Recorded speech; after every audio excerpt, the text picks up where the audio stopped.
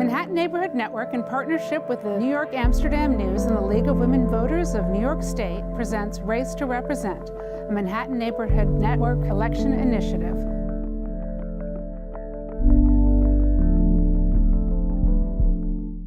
Hello, I'm Elinor Tatum. New Yorkers will be voting in the general election on Tuesday, November 6th. They will cast their ballots for offices including governor, lieutenant governor, attorney general, controller, state senate, and state assembly. The New York State Assembly works alongside the state senate and the governor to create laws and establish a state budget. Today, we are bringing you an interview with Assembly member Richard Gottfried, who has represented the 75th District since 1971. He is running unopposed in the general election this November. District 75 covers Murray Hill, Chelsea, Clinton, portions of Midtown Manhattan, and the Upper West Side. Welcome. Now, you've been a member of the New York State Assembly longer than any other member. What changes have you seen over the last term compared to 2 years ago?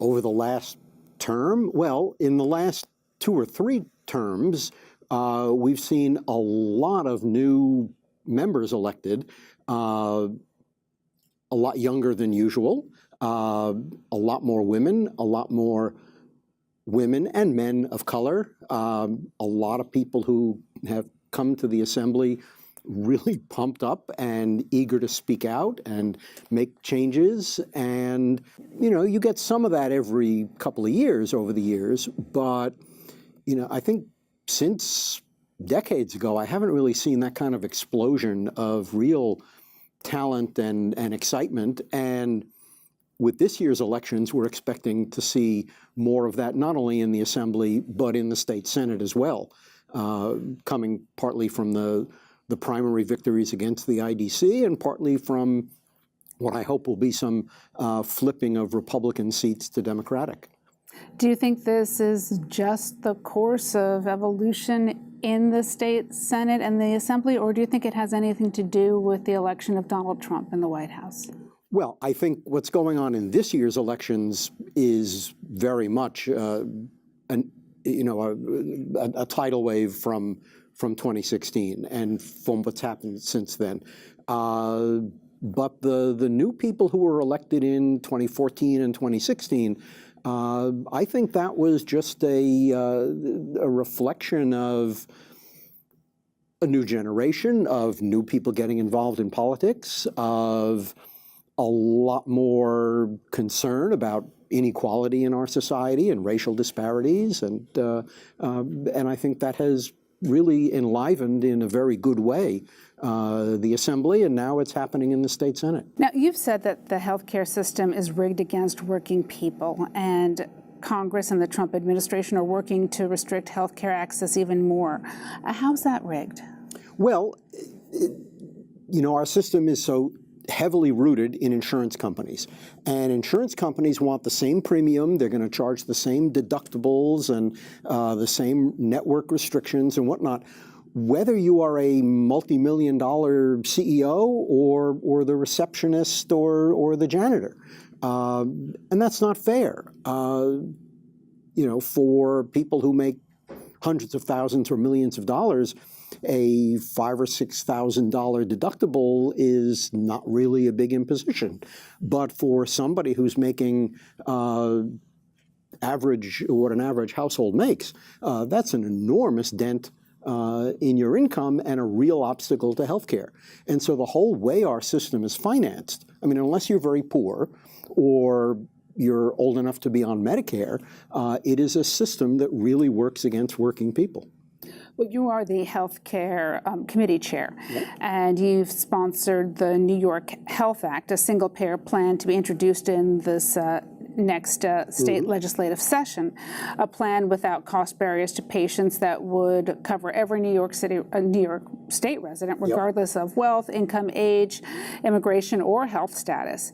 Is this universal health care for New York? Yeah, this is, well, and you know, I've been carrying this bill for a long time, and it's finally, I think, really catching on with a lot of people. Nationally, it's often called single payer or improved Medicare for all. This is a bill to set that up here in New York State, because unfortunately, I think we're a long way from having a national government willing to take this on. So it would be universal, complete health coverage for all 20 million of us. No premiums, no deductibles, no copays, no restricted provider network. And it would be funded, I think, fairly through a progressively graduated tax on payroll income and on currently taxable non-payroll income like capital gains and dividends. Has the Budget Office come out with anything as to how this would shake out? Well, the State Division of the Budget hasn't looked at this. They basically look at what governors propose. But the Rand Corporation, which is one of the country's major consulting firms, this summer published an analysis of it, and their conclusion was that it would save New York money, that while we would be paying taxes to support the plan, that would be substantially less than what we now spend in premiums and deductibles and the like. Their analysis had a range of assumptions. What they called their base assumption showed us saving a little bit. But others of their assumptions, which I think were actually more accurate and more realistic, showed that we could be saving tens of billions of dollars for New Yorkers under a single-payer system. Now, property developers have gotten the green light to build a massive 668-foot-tall building on 69th Street and Amsterdam Avenue, despite major pushback from the community. You are one of the many politicians against this super tower going up at this location. Is this part of a bigger issue of overdevelopment in Manhattan? And tell us about how the Committee for Environmentally Sound Development is fighting back. Well, it's an ongoing battle, often an uphill battle. And by the way, there's not only the building on Amsterdam and 69th, which I was at a rally this morning protesting against it, but there is an even taller building on West 66th Street between Columbus and Central Park West that the developer wants to build 770 feet high, about 10 or 15% higher than the building on Amsterdam. These are developers who say they're just working within existing zoning. What they're doing is I think really twisting the zoning law beyond recognition to put together enough allowances to let them go this high. We are in court against the building on Amsterdam Avenue. There are legal challenges that have been filed against the building on 66th Street. This kind of thing is happening in a lot of areas in the city. A lot of those super tall buildings have already gone up. We're gearing up for a broader fight, looking also at filing legislation to try to tighten the rules on those super tall buildings. I've been in community work and politics on the West Side for many, many years. We've been fighting this fight for decades. We win some very important battles, some we don't. You mentioned the Committee for Environmentally Sound Development, headed by an amazing woman named Olive Freud. They have been leading this fight and others for decades. And the thing about West Siders is we are adamant, we are united, we don't quit. And by the way, the same fight is going on in the rest of my district in Chelsea and Hell's Kitchen. And we win some of those fights. Some of them we were able to force the developer to compromise down, but it's a constant struggle. Now, some of the ways that they're able to get the ability to build so high is by buying air rights from surrounding buildings. Right. And is there any way to curb that transfer of air rights? Well, transfer of air rights or development rights, goes back a long way. Essentially it says if you and I both own a 6-story building, but we could both build 12 stories, I can buy your unused rights to build 6 and glue it to my site, and then I can go up 18 stories or higher if the building gets narrower. In many ways, there's nothing wrong with that principle. While it lets this building go higher, it does help to guarantee that the building over here won't go higher. It's when those rules get really distorted and you're buying development rights from sites that are far distant from yours, and then using other gimmicks like putting in blank space in the middle of your building so that the people at the higher floors get to be 700 feet high, not a mere 500 feet high, and then you can charge them a lot more for their apartment. These are real problems, and that's what we're trying to fight. And it's an ongoing battle across the city. Yeah, and of course, developers also are constantly going to the city and asking to change the zoning to let them build taller, even without having to buy air rights from their neighboring site. Now, what issues in your district would you like to see get more funding? More funding? Well, what wouldn't I? Primarily three things in no particular order. Mass transit, which is horribly underfunded, both for capital funding and operating funding. New Yorkers have a really rundown transit system, and we pay about the highest percentage of the operation of the system comes out of fares rather than public dollars of almost any system in the country. Education, under the court decision that the Court of Appeals handed down over a decade ago, our schools are owed several $billion from the state legislature. We've been fighting for that. And I think the third thing I would put on the list is affordable housing. Not only are we seeing more and more homeless people in the city because there is no affordable housing for them, but people who are lucky enough to live in housing are paying enormous prices for smaller and smaller dwellings. And we need more money into affordable housing. We need stronger rent laws to protect the housing that we have. Now, you just mentioned mass transit and the MTA. Do you support the MTA's Fast Forward plan? Yeah, the Fast Forward plan, which is, I think it's like a $30 billion capital plan for the transit system, is long overdue, enormously needed. A lot of the problems we experience every day on the subway, and I know that because that's how I get to work every day when I'm not in Albany. The delays, the overcrowding are all largely the result of ancient signaling systems that make it harder to run the trains faster, aging equipment, inadequate equipment. It's not safe, and it's not comfortable and efficient for passengers.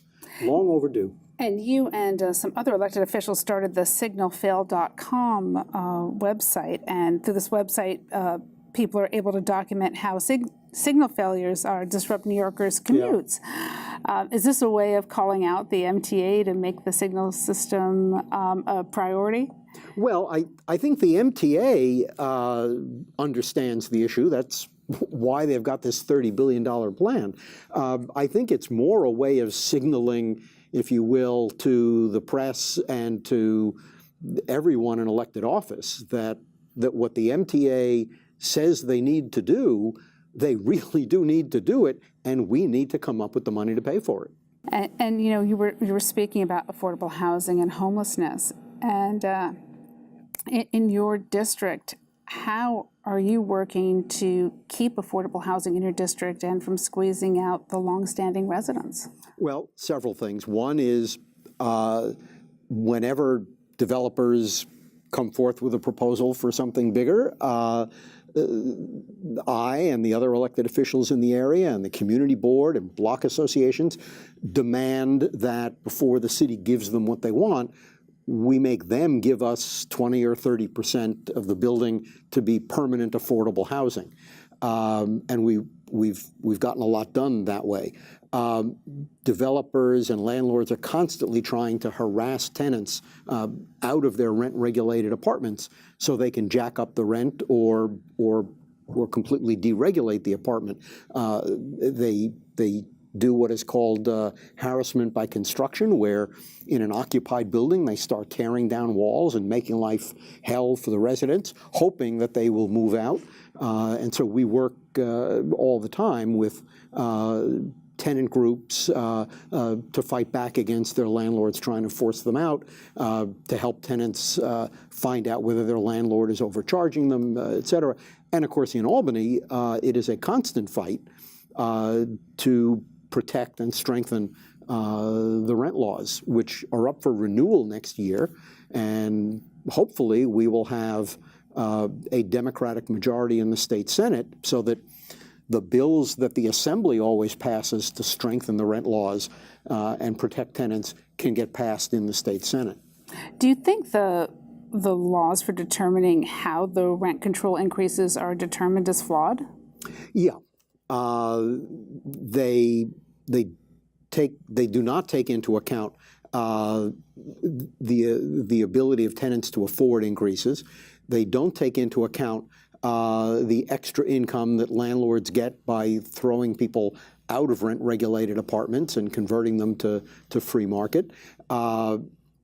Landlords are allowed exorbitant increases for what they claim are, quote, major capital improvements, which are often just ordinary, keeping up conditions in a building, and often involve overcharges. When one tenant moves out and another one moves in, the landlord is allowed an extra jump in the rent, which has no relation to the landlord's need, and actually gives a landlord an incentive to harass a tenant to move out. So there are a lot of problems in our rent laws that we've been fighting to fix. And how do you plan to attract and keep small businesses, which are the backbones of most of our communities, in your district? Well, one problem for small businesses, particularly in Manhattan and in Chelsea and Hell's Kitchen and the Upper West Side, is much like tenants. They're having a harder and harder time paying the rent and getting their lease renewed. Commercial tenants have no rent law protection, and if you're a big corporation, you've got some clout to fight back against the landlord. But if you're a small business, you can easily be wiped out and replaced with the next bank or pharmacy or nail salon, and that's a real problem for long-standing mom and pop businesses. And so there were proposals in the city council to enact a rent protection system for small businesses. There has been some question raised as to whether the city council has authority to do that. If it turns out they don't, then we certainly ought to try to do that at the state level. And our last question. The New York State Assembly and Senate have passed legislation allowing the use of medical marijuana to treat pain as an alternative to using opioids for treatment for substance use disorders. What is your position on the decriminalization of marijuana and its impact on the judicial system? Well, first of all, the medical marijuana law, the basic law, was passed 4 years ago. That was my bill. The bills to liberalize it have been my bills. I have been committed to that for a long, long time, and it was a long effort. I do think we ought to allow adult use, for non-medical purposes. In New York, the word decriminalization, actually in 1977, New York passed, it was my bill, to decriminalize possession of small amounts. So it's only a violation to possess under about 3/4 of an ounce. Now, people are still getting arrested in outrageous numbers because if you possess it in a public place, then it becomes a misdemeanor. And what police have been doing is harassing invariably young men of color. White people hardly ever get stopped and told to empty their pockets. And if the kid pulls out a joint, then the policeman says, you're possessing marijuana in open view in a public place. Misdemeanor. Tens of thousands of people have been getting arrested for that. So changing that law even more and allowing adult use, I think, makes perfect sense.